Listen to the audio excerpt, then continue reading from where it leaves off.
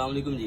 अगर आपकी भी गाड़ी के सस्पेंशन से या स्टीयरिंग से गाड़ी की आवाज़ आ रही है, जैसे कि करोला में गाड़ी की आवाज़ आ रही है, आवाज़ आप चेक कर सकते हैं।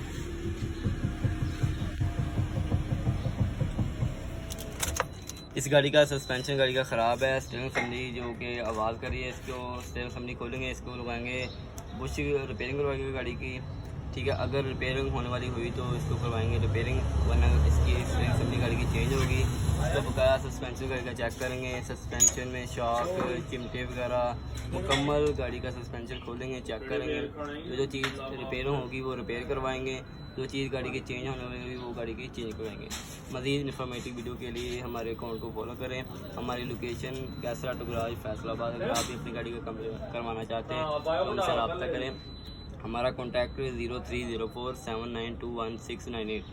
ओके, अल्लाह हाफिज़।